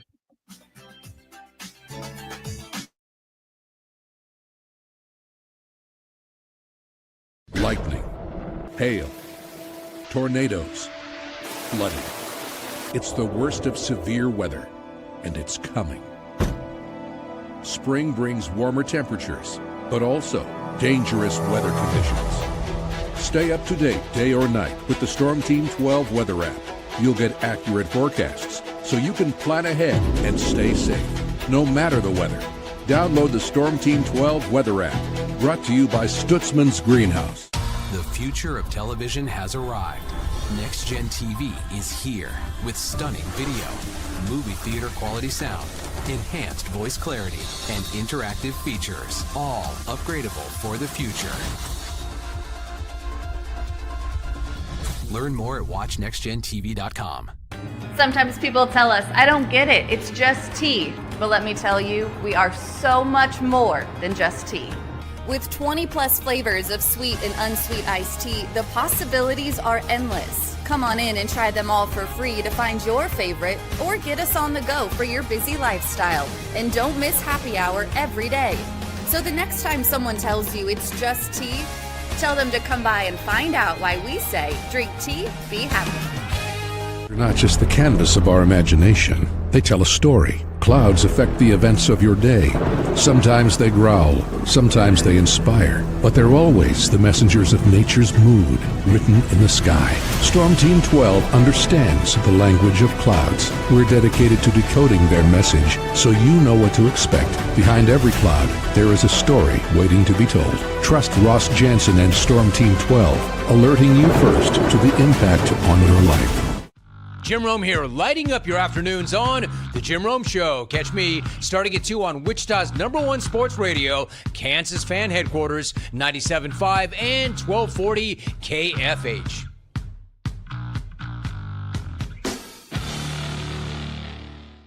What is GMFB Overtime? It's Peter, Jamie, Kyle, and Akbar breaking down the NFL 5 days a week. It's okay to be excited. It's this, that, and a whole lot of fantasy. It's football for everyone. Weekdays at 10 a.m. on KSCW. Odyssey is one of the most influential audio and entertainment brands in the nation. You already know Odyssey's iconic local radio brands in Wichita. But did you know Odyssey has the country's best collection of music, news, and sports brands? Odyssey is also a premium podcast creator, major event producer, and digital innovator. Odyssey brings people together across the country and right here in Wichita. Odyssey also delivers meaningful radio and digital audio results. Find out our story and impact at odysseyinc.com/Wichita. Make yourself known now. 8310 in traffic pursuit. Oh my God, here. Investigate TV Plus begins with real people. We investigate stories that impact you. And inspire change every day. Something is broken. Real problems. Why are they hiding it? And real solutions. My daughter was dying in front of me. What was your reaction when he said that? Investigate TV Plus, weekdays at 3:30 p.m. on KWCH. Sometimes people tell us, I don't get it, it's just tea. But let me tell you, we are so much more than just tea. With 20 plus flavors of sweet and unsweet iced tea, the possibilities are endless. Come on in and try them all for free to find your favorite or get us on the go for your busy lifestyle. And don't miss happy hour every day.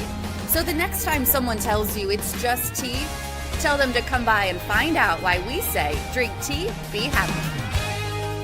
Mornings are busy. We're here to make your mornings better. We report the stories that affect you. 3 more hospitalized from contaminated apple juice just a day after the FDA issued a recall.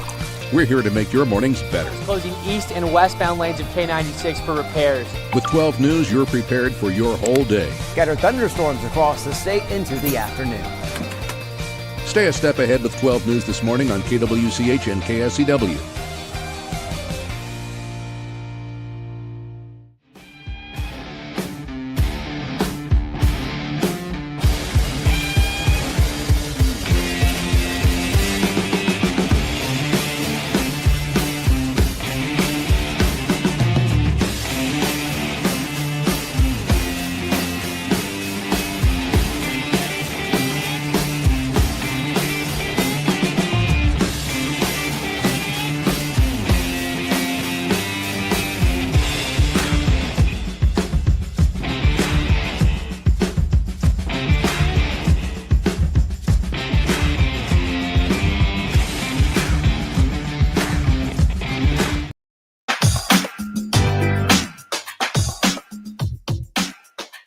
Welcome back in, everybody. You want to win some HTO? We'll do that right now. All you have to do to win a free cup of iced tea, more than 25 flavors to choose from in East Wichita, West Wichita, or in Derby, is give us a text right now. The keyword is tea, so text the word key to the short code 20357. That will get you a free cup of iced tea, East or West Wichita, or in Derby. You can enter once per day. Message and data rates apply. You can try the all-new sweet cherry iced tea. That qualifies there. Good luck, everybody, on that contest. We come back into Sports Daily. Let's talk a little football. Tell Tommy, I took the, Friday when I joined everybody, it was, who are some of the more, overrated, underrated teams based on win totals. I took my Cowboys take on that, which I think is just criminally underrated at 7.5. And then all of a sudden, I saw Kevontae Turpin was arrested, weapon and marijuana charges after he signed the deal. So we're off to a good start there for the Cowboys. Make him the highest paid special teams player in football. And it's always something. It's got to be. You just can't have anything nice if you're a Cowboys fan. Can't have anything nice at all. But so on that though, I am starting to look into fantasy football, and I'm seeing two interesting things, and I'll get to. So Dak Prescott's a part of that. Patrick Mahomes is a part of that too, and he's sort of out there. But I'm starting to look at fantasy football, and Patrick Mahomes right now is the 6th ranked fantasy quarterback. Dak Prescott is the 14th ranked fantasy quarterback. 14th. Back healthy, CeeDee Lamb. They add George Pickens. They don't have much of a run game. Their tight ends are pretty good. Are you really going to try and tell me that Bo Nix is going to put up better fantasy football numbers than Dak Prescott? Bo Nix is inside the top 10 right now? No way. I think you've got some pretty good value picks. I mean, and this is the way it always is, right? You never need to take a quarterback early in your fantasy football draft because, from a fantasy football production point of view, you've got a lot of quarterbacks out there that you can probably get in the 5th or 6th or 7th round of your fantasy draft and get a good amount of production out of them. So I do think that, that kind of lends itself to that belief that you never need to take a quarterback early because you've got guys like Dak Prescott that are going to fall in the draft and you can get them later. I don't think I have ever, and I mean this, I don't think I have ever had Dak Prescott as the quarterback of my fantasy football team. He's going to be the quarterback of a lot of my teams this year. I would imagine if he's really falling that far.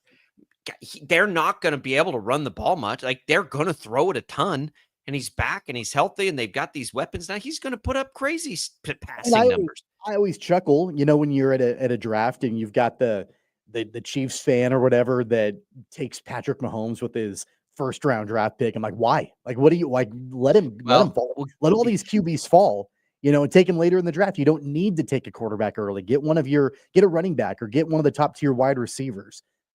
That's always a better option than a quarterback. JJ McCarthy's ranked like 19th. I mean, I'm looking up there. I see Justin Herbert, and you know that I love Justin Herbert. I love Justin Herbert. He's not going to put up better fantasy numbers than Dak Prescott this year. Like, it's not going to happen. They're not going to throw the ball. They're going to run the ball 30 times a game. They're screaming from the rooftops that they're going to do that. So anyway, I thought that was interesting. The other one that I thought was interesting, and I'm seeing some interviews, and there's a little chatter this morning because he told Kay Adams, like, yeah, I've sat around and heard all the talk. Patrick Mahomes. Unless there's a Samson and Delilah effect with Mahomes this year, Tommy, we saw over the weekend that Rashee Rice is like not going to be suspended, which we've suspected for a long time. What on earth would make you think Patrick Mahomes isn't about to have a vintage Patrick Mahomes season? Their line can't be worse. I don't want to say it's going to be like outstanding, but it can't be worse. Right now, they're healthy, and all we know is what we're looking at right now. And they're not going to run the ball.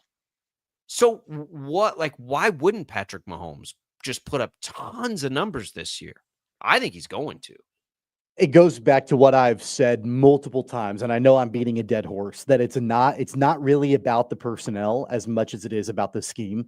And I think that the Chiefs have had to go back to the drawing board. And I would imagine that Andy Reid and Matt Nagy and Patrick Mahomes and everybody involved in that offense, they've probably sat down multiple times and crafted up, how do we deploy this offense going into this season? We know that the short and intermediate passes, that's been our bread and butter. That's been our lifeline for the last 2 years.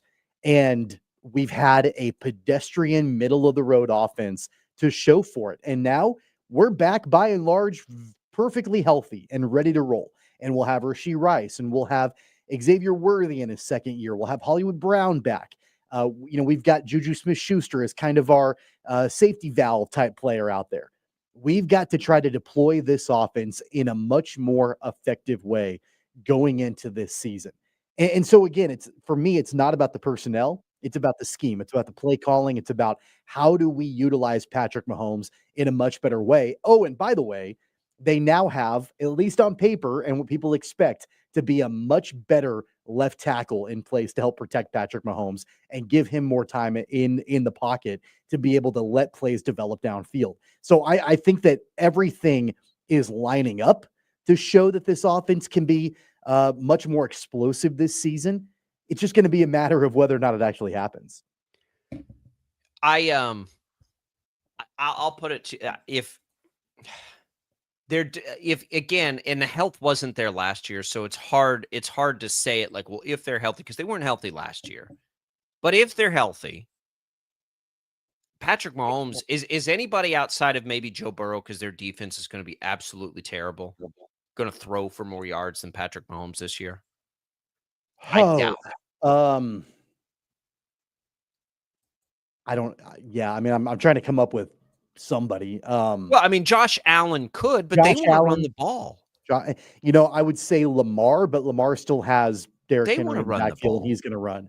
Those are. It's not even that he and like those teams can and want to run the ball. You know who might be a sneaky Dak Prescott type guy. I wasn't going to say Prescott. You mentioned his name earlier, though. I think Bo Nix is going to throw the ball a lot, and we'll see what year number 2 under Sean Payton looks like. Yeah, I think he's going to throw the ball a lot. Payton, I could, but they drafted RJ Harvey. And they added J.K. Dobbins. I think they want to run the ball too. Like the reason that I bring up Mahomes and I bring up Prescott as like the Cowboys, unless Javonte Williams, who I do like as a prospect, but he's been hurt every year ever. They're going to be. They just are going to throw a ton. Those two teams are going to throw a ton with those two quarterbacks and the weapons that they have. Like Patrick Mahomes and the Chiefs offense sucked last year by its own standard and kind of by NFL standards for a lot of the year because they couldn't block anything up because all their players were hurt. They were missing everybody for a time last year.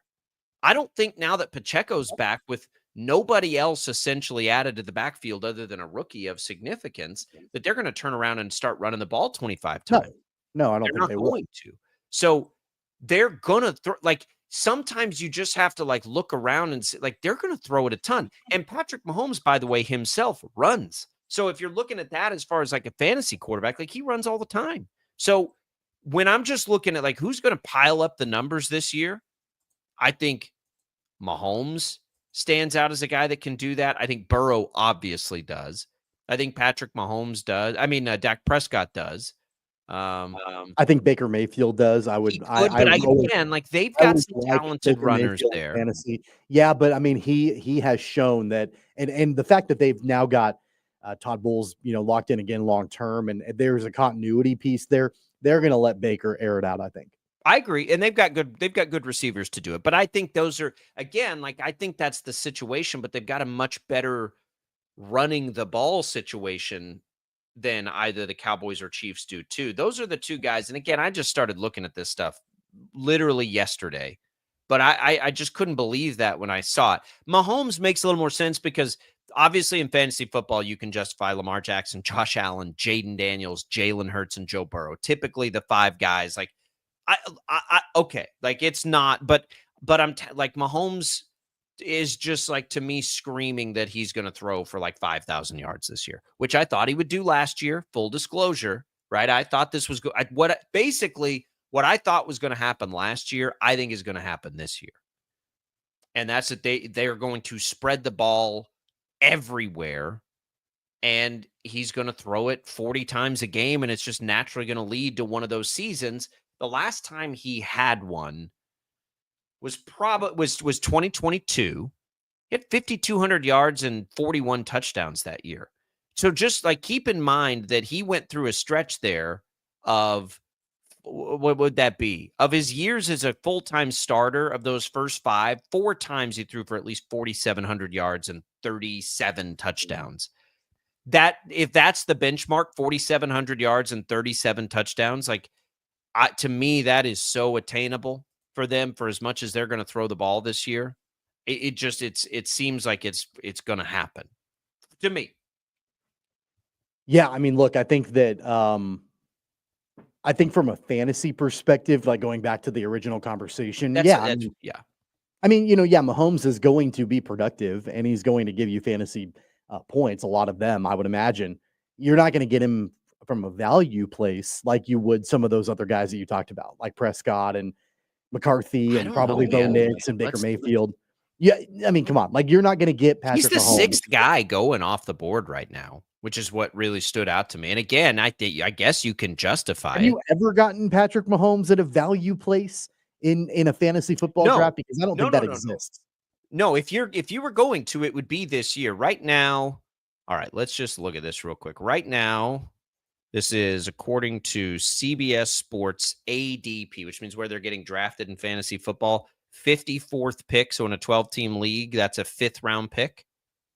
I mean, probably in around here, he won't do that because everybody loves Patrick Mahomes around here. But a 5th round pick, like if you're starting there, if you don't want to spend up on the other guys, like what's the difference between Josh Allen and Patrick Mahomes this year? I don't think it's going to be much. Allen will probably have a few more rushing touchdowns, but I think Mahomes is going to throw way more. I'll take Mahomes in the 5th. I'll take Dak Prescott in like the 10th over any of it, which is crazy. I don't think I've ever had him. And I'm trying to blend this together. This isn't even a conversation about fantasy football. It's just kind of a conversation about those two quarterbacks and what those offenses could look like this year as maybe the most throw-heavy offenses in football.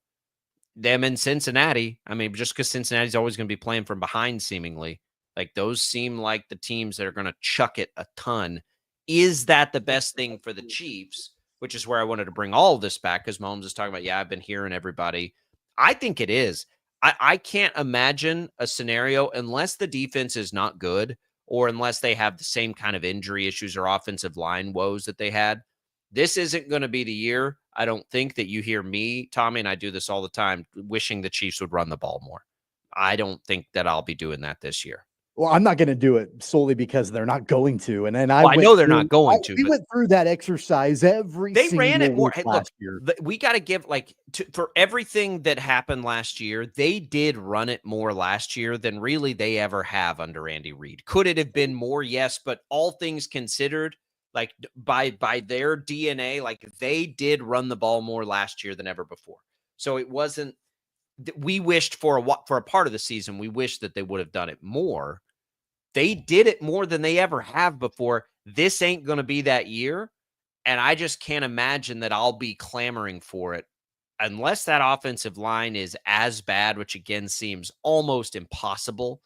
That would be the only thing that would make me think you got to run it just to protect Mahomes, which was a part of it last year.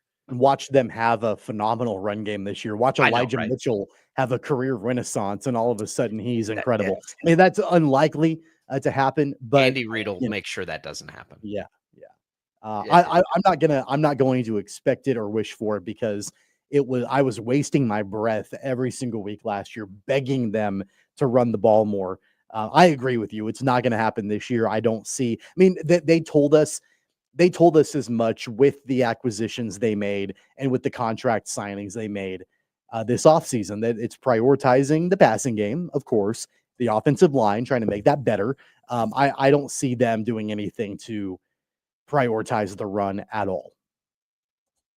No, they shouldn't, though. But that's my point, is they shouldn't. Not that we don't want them to. I don't think they should. I think they should throw it a ton. I think they should sit back there. I'm always an advocate for a more balanced offense. That's just the way that I am. If the line is competent, they can balance their offense through a short passing game. They've always been able to do that. Now with Rice, Worthy, close to the line, Kelsey, like they can incorporate that short passing game like they used to be able to back in the glory days. I think to your scheme point, we still have to see them scheme that up, but I think we're going to see a ton of line of scrimmage stuff, like stuff that's going to be short yardage, pieces of things that they do. Man, I'm starting to get excited for it. I can't wait for training camp. Not that we're going to see any of this. That's the problem for the Royals. Like, to your scheme thing, we're not going to see what that looks like until the real games start. I don't think we're going to get some insight in training camp, or certainly not the preseason, into how this offense is going to get designed. That'll be close to the vest. We just kind of have to say they're healthy. Can they get healthy? And is Josh Simmons and Moore going to be able to start the year and be there and block it up a little bit? I don't think we'll see what you're talking about, though, until we get into actual gameplay. They're not going to show anybody that stuff. I guess they have to practice it, so maybe we'll see it in training camp. I would bet we'll see Josh Simmons be the starting left tackle in week 1. I mean, it sounds like no restrictions from him throughout training camp. And with what the Chiefs invested in him, I don't think it'll be Jalen Moore. I think Jalen Moore will be your Swiss Army knife type backup guy that can play on either side and can spell Simmons if he needs it, can spell Jawan Taylor if he needs it. That's what Jalen Moore has done in his career. So, I mean, I think that's what we'll see from him. I think we'll see Simmons starting at left tackle. Jawan Taylor's going to need it. Sure. I think your best case scenario is that when the playoffs come around, Moore is your right tackle and Simmons is your left tackle, and Jawan Taylor is I agree bouncing in, and I think it's possible. I don't think we start the season that way. I think no. We'll be the incumbent right tackle, and Jalen Moore will bounce back and forth. But I agree with you. I think the best case scenario is that you see, as the season goes on, Jawan Taylor's reps getting fewer and fewer throughout the year. And in a true indication of how bad it was last year, we haven't seen Moore or Simmons play a snap. And that's what we're thinking is going to be the best case scenario. That should tell you how bad that was last year, which is a reason, again, I think Mahomes is going to cook a little bit this year. Hey, listen to KFH right here. Listen to Sports Daily on the Odyssey, iHeartRadio, or TuneIn app. We appreciate everybody that listens to us. However it is that you get your podcast or whatever that is, it's super easy. Just search for us. Search Sports Daily. Search KFH. Any way that you listen, you can leave us voice messages when you do that, which is a really cool way to get in touch with the program when you do that. We are going to reset to a little more baseball talk. We got a lot of topics here that we've sort of been chewing about a little bit here. What do we think of that week? How does Jaylon evaluate the week? Jaylon Thompson, our Royals Insider, beat reporter for the KC Star. How did he evaluate last week? How does he look at this series coming up? The All-Star nods. And should the Royals think about a Chris Bubich trade? Like, should he be available if a team blows their socks off? We'll talk to Jaylon about all of it next on Sports Daily.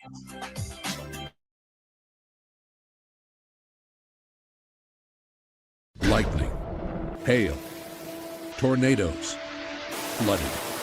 It's the worst of severe weather, and it's coming. Spring brings warmer temperatures, but also dangerous weather conditions. Stay up to date day or night with the Storm Team 12 weather app. You'll get accurate forecasts, so you can plan ahead and stay safe, no matter the weather. Download the Storm Team 12 weather app, brought to you by Stutzman's Greenhouse. The future of television has arrived. Next Gen TV is here with stunning video, movie theater quality sound, enhanced voice clarity, and interactive features, all upgradable for the future. Learn more at watchnextgentv.com. Sometimes people tell us, I don't get it, it's just tea. But let me tell you, we are so much more than just tea. With 20 plus flavors of sweet and unsweet iced tea, the possibilities are endless. Come on in and try them all for free to find your favorite, or get us on the go for your busy lifestyle. And don't miss happy hour every day. So the next time someone tells you it's just tea, tell them to come by and find out why we say, drink tea, be happy. They're not just the canvas of our imagination. They tell a story. Clouds affect the events of your day.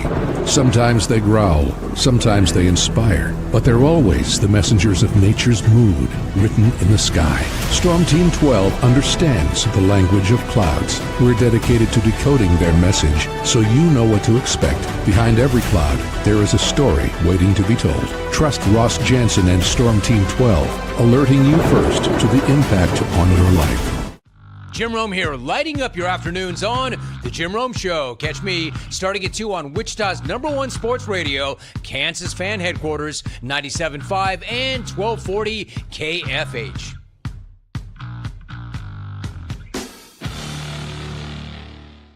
What is GMFB overtime? It's Peter, Jamie, Kyle, and Akbar breaking down the NFL 5 days a week. It's okay to be excited. It's this, that, and a whole lot of fantasy. It's football for everyone. Weekdays at 10 a.m. on KSCW. Odyssey is one of the most influential audio and entertainment brands in the nation. You already know Odyssey's iconic local radio brands in Wichita. But did you know Odyssey has the country's best collection of music, news, and sports brands? Odyssey is also a premium podcast creator, major event producer, and digital innovator. Odyssey brings people together across the country and right here in Wichita. Odyssey also delivers meaningful radio and digital audio results. Find out our story and impact at odysseyinc.com/Wichita. Make yourself known now. 8310 in traffic pursuit. Oh my God, here. Investigate TV Plus begins with real people.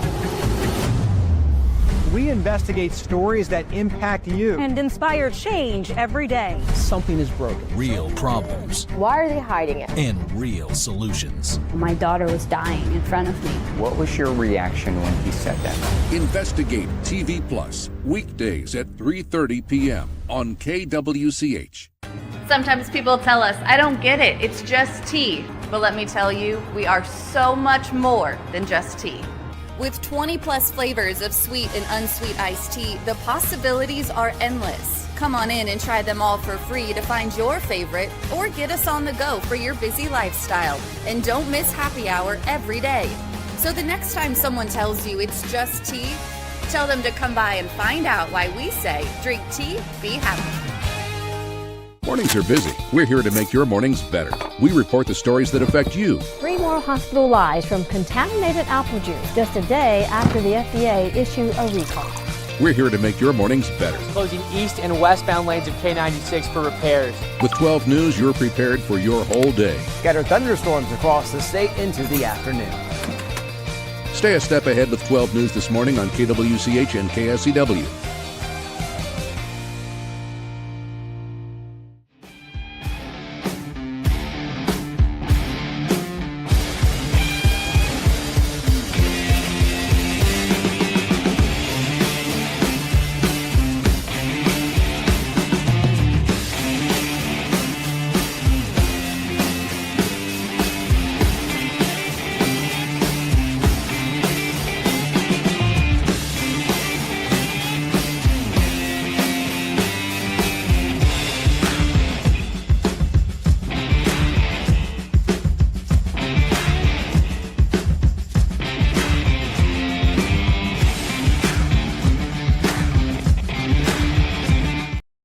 Page.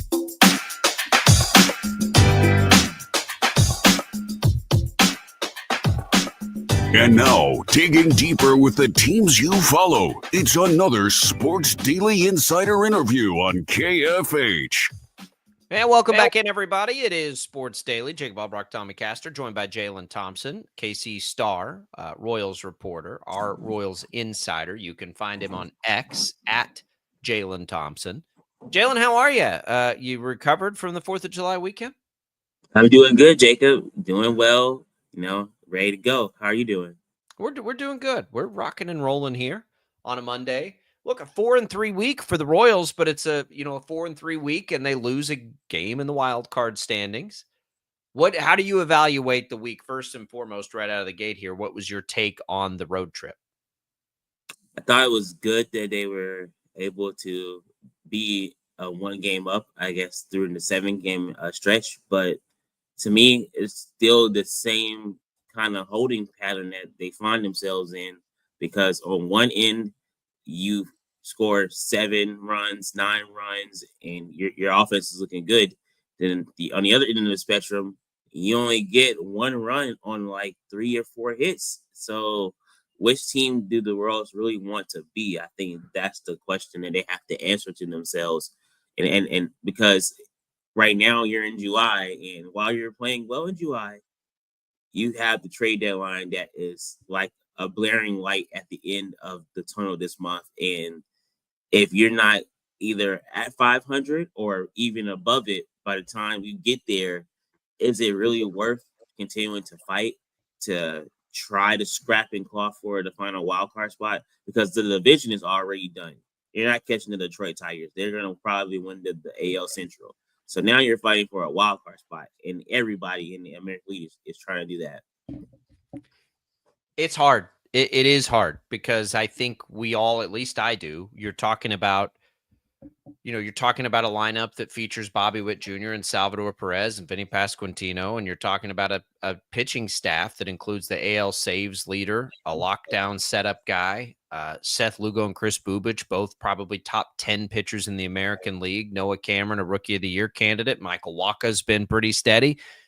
Michael Lorenzo, like, how could you not still believe that roster could get it done? Because I think that's a hard admission if they're going to make it, and they may have to. I think they feel to me, Jaylon, like a team that comes down to the final handful of days just to decide which way they want to go. Yeah, they need to have, like they had earlier this season, either win 16 of 18. Because that's in them that they can do that. They've proven they can do that this year. But I think they need to win like 7 in a row or something of that nature to really decide, we're going for it. Because you can't just keep going and playing 500 baseball and expect to get to the playoffs. That's essentially what they're doing right now. We don't even know if they're going to have even win at home this week because they only won 1 game in June at home. So you have the Pirates coming in. If they have that kind of week here, they're going to be done. Yeah, you got the Pirates coming in. You got the Mets coming in. Who's to say that they can win those games at home? You can only go in baseball by what you've done in your recent. So with 1 win at home, they really have to come out this home stand, and win some games before the All-Star break. Well, of course, and look, they're going to be. I don't think anything is going to be decided by the end of July. I think that's the reality. Like we're not going to know anything by the end of July. So they're going to have to make a decision while they sit in purgatory, and that's going to be hard for them to do. So it might be one of those things where you kind of add and you also kind of subtract at the same time. Yep. And I think that becomes really interesting. And we've talked about, like, would you ever think about a Noah Cameron involvement in a Jarren Duran type of a trade? Like you're going to lose something. I think that one's interesting, but I think the other guy we have not talked about, and that we brought it up just because of his contract. Seth Lugo's an obvious trade candidate because his contract.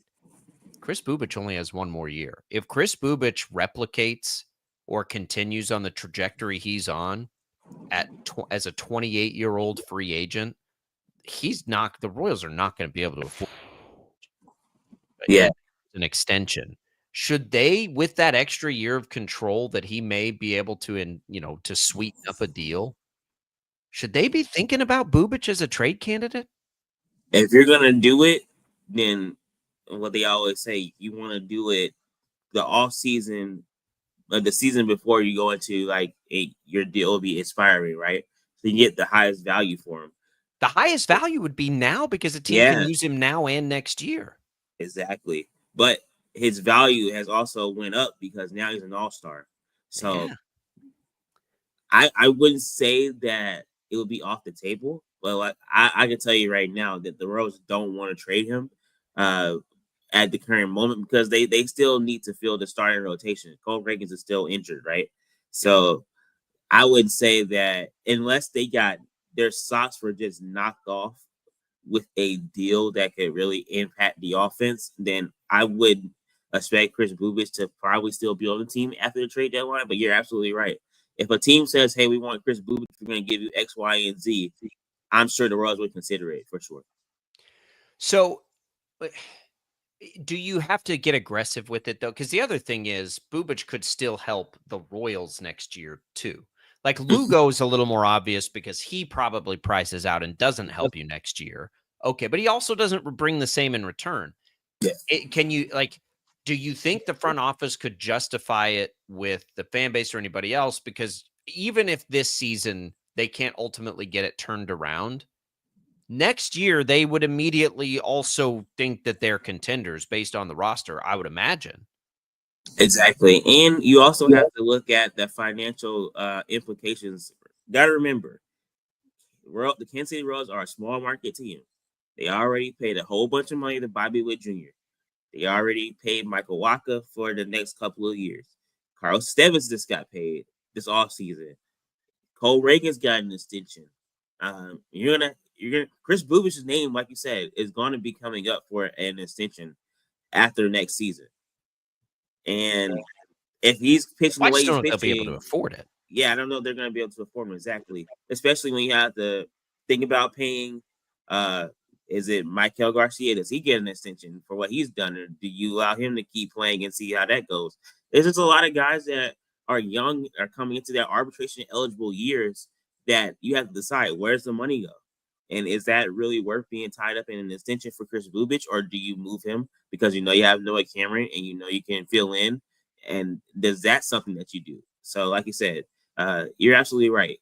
Seth Lugo, Chris Bubich. If people are calling about those guys, I don't think you just let the phone ring. I think you pick it up and hear what they have to say. Well, Lugo, you have to. Bubich is the Royals have shown it. Here's where I kind of land with it. I'm not advocating for anything yet because I want to see the next 20 days of baseball. But the Royals have shown us that they have a propensity to evaluate starting pitchers on the open market. They have shown us that they're willing to spend on free agents. Again, I think it was more than any team in baseball over the last 2 years. Those two things make me think they can absorb the risk in it. But like if you called the Phillies today and said, we want Andrew Painter in a deal for Chris Bubich, and that's all just about gaining control. Who knows if Andrew Painter's ever as good as Bubich is now, but it's a controllable, young, high-end prospect. Don't you think like the Phillies would be interested in that? Bubich is awesome. Like he's an all-star with another year of control. I think if there was any top prospect moved in a trade, like Bubich is the kind of guy that you'd move it for. That's what makes me intrigued by it. Yeah, it would also have to depend on if that other team that you're trading with believes that he can replicate it. Remember, this is really his first breakout year that he's doing this. So, I mean, that's also a risk that you have to consider too. Yeah, I suppose you could increase his value by letting him finish it and see if he gets off to another hot start next year. But I don't think you're going to get the kind of return because he's got an expiring contract at that point. Exactly. And the Royals need offense. They need offense in the worst way possible. I used Painter as an example, but it could be anybody. Yeah. So, I mean, if there's a bat out there that you can go and get, like, for example, if the Angels are going to trade Taylor Ward, let's say, or Eugenio Suarez, we just saw him with the Diamondbacks, Perdomo with the Diamondbacks, Cedric Mullins with the Orioles, those type of guys. You're going to have to give up something, make a bold move to get one of those guys to help this team. Ryan Reynolds, another example with the Pirates. Yeah. I'm not trading Bubich for any of those. No. I think you trade Bubich if you want top tier max value attached to it. But those other guys, you're going to have to probably give up a prospect that you don't want to give up. Well, you can give up a catching prospect. I'm with you. I think they could be buyers and sellers. I don't think they're going for any rentals or anything. No. But they know they need help on offense. I mean, they see the same things we do. Let's look ahead to this week. Pirates are an interesting opponent to me, Jaylon, because they pitch a lot. They pitch really well. They're a great pitching team. That feels like what the Royals have struggled with. I know the Pirates haven't won a ton of games and they're not very good overall by record, but they can pitch. And that scares me a little bit for the Royals. Yeah. Pitching is, I wouldn't even say it's the Royals' kryptonite because anyone can get beat by good pitching, but the Royals do struggle against teams that know how to command the strike zone. Only because if you get past the first 4 or 5 in the lineup, like we said, the last 2 years running, it's really light on the back end. And remember, the Pirates will not be throwing Paul Scenes, I don't believe, in this series. I think he pitched the yesterday. Royals going to miss him. Yeah. He pitched yesterday. They got lucky there. So just not facing him, but that doesn't mean that the Pirates don't have pitchers that know how to pitch, like you said. And when we've seen the Royals do worse with even lesser pitchers, so that's right. They're just gonna have the offense. Salvador Perez has been hot. He had a great road trip. Bobby Witt Jr. is gonna be Bobby Witt Jr. Vinny Pasquantino is driving the ball, so it's gonna be those three. That's the only way the Royals get this done at home. Otherwise, if you go 1-6 again at home, or 1-5 again at home, going into the All-Star break, that's a bad sign. Yeah, they won't be able to overcome that. Real quick, Jaylon, you think Michael Garcia and/or Carlos Estevez should have been All-Stars? Or are you okay with it? I think both should have been All-Stars. I thought that Aroldis Chapman getting in over Carlos Estevez, I didn't think that should have worked, in my opinion. I think Estevez had better numbers in being the primary closer for the Royals. And I thought that Michael Garcia just deserves to get in there for his merit on the field. But like you said, there's a lot of guys at that third base position. So hard to put 4 players on a team that's as far under 500 as they are, right? I mean, exactly. So maybe there's a hope that Michael gets in as an injury replacement, but out of the two, I would like to see him over Estevez at least, because he deserves it. He deserves it. Jaylon, find all his work at the KC Star. We'll do it again next week. Let's see if we can get a big homestand. Yes, sir. Thank you, Jacob. See you soon. There goes Jaylon Thompson. We are back with a little more Sports Daily. Don't go away.